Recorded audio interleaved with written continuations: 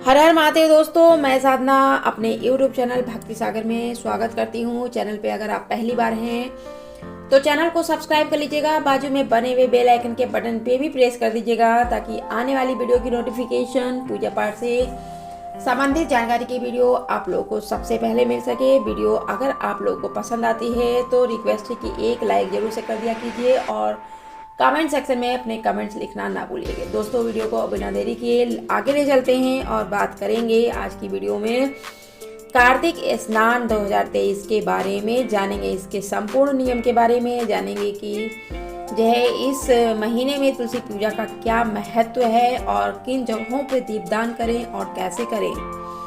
दोस्तों, हिंदू पंचांग के अनुसार ये महीना जो होता है कार्तिक का, ये 8वां महीना है और बहुत ही पवित्र महीना माना गया है। आज 29 अक्टूबर 2023 से जो है कार्तिक माह की शुरुआत हो गई है और इस महीने का समापन 27 नवंबर को कार्तिक पूर्णिमा के साथ होगा। मान्यता है कि जो कोई भी कार्तिक मास में जप तप करता है उसको मोक्ष की प्राप्ति होती है। कार्तिक मास में देव तत्व मजबूत होते हैं और इसी महीने में भगवान विष्णु योग निद्रा से जागते हैं और सृष्टि में आनंद और कृपा की वर्षा होती है। इस महीने में माता लक्ष्मी धरती पे भ्रमण करती हैं और इसी महीने में धन और धर्म दोनों से संबंधित कई प्रयोग और नियम होते हैं। कार्तिक मास में विशेष रूप से श्री हरि की उपासना होती है। इस महीने में जो है तुलसी जी का रोपण करना बहुत ही शुभ होता है और तुलसी विवाह का कार्य जो है सर्वोत्तम होता है। इस महीने में दान करने से अक्षय फल की प्राप्ति होती है और इस महीने में दीपदान करने का बड़ा ही लाभ होता है। इस महीने में तुलसी जी के साथ जो है विष्णु जी की पूजा का विशेष महत्व होता है।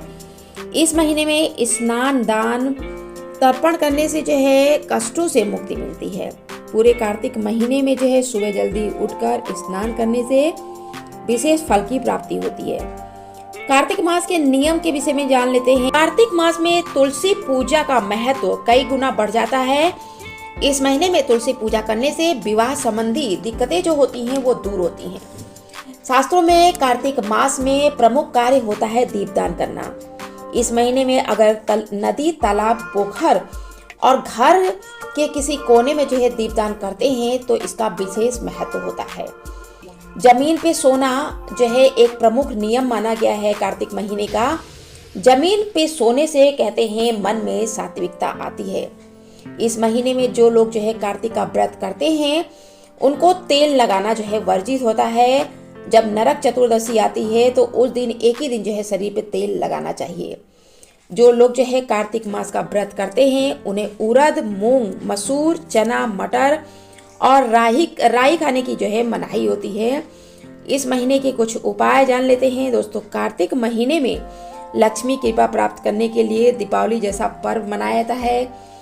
फिर भी इसी महीने में जो है इस दिन लक्ष्मी कृपा पाने के लिए जो है हर रोज भगवान विष्णु और माता लक्ष्मी की संयुक्त रूप से पूजा करनी चाहिए। पेड़ पौधों में भगवान विष्णु का वास माना गया है, इसलिए जो है इस महीने में पेड़ों को कष्ट नहीं देना चाहिए, न पेड़ काटना चाहिए। किसी जीव जंतु की हत्या भी नहीं करनी चाहिए। इस महीने में गौ सेवा करनी चाहिए। गौशाला में जाकर जो है दीपदान करना चाहिए। इस महीने में सूर्योदय से पहले उठकर नहा धोकर तुलसी जी की पूजा करनी चाहिए और उनके सामने जो है एक घी का दीपक जलाना चाहिए। रविवार को छोड़कर आप इस महीने में जो है सभी दिन जो है आप तुलसी जी के पास जो है दीपक जलाइए। इस महीने में आंवले के पेड़ के नीचे भी दीपक जलाना चाहिए। ये पूरा महीना जो है श्री हरि के ध्यान में लगाना होता है, जिससे जो है सुख और शांति आती है घर में। और इस महीने में पूरा दीपदान करने का जो है महत्व जो होता है वो बहुत ही फलदायी माना गया है। इस समय कहते हैं सूर्य अपनी नीच की राशि तुला में गमन करते हैं, इसलिए वातावरण में अंधकार जो होता है वो पांव पसारने लगता है। इसलिए इस पूरे महीने में दीपदान का महत्व होता है। अगर आप पूरे महीने हर दिन जो है दीपदान नहीं कर सकते हैं तो 5 विशेष दिन होते हैं, उस दिन आपको दीपदान जरूर से करना चाहिए।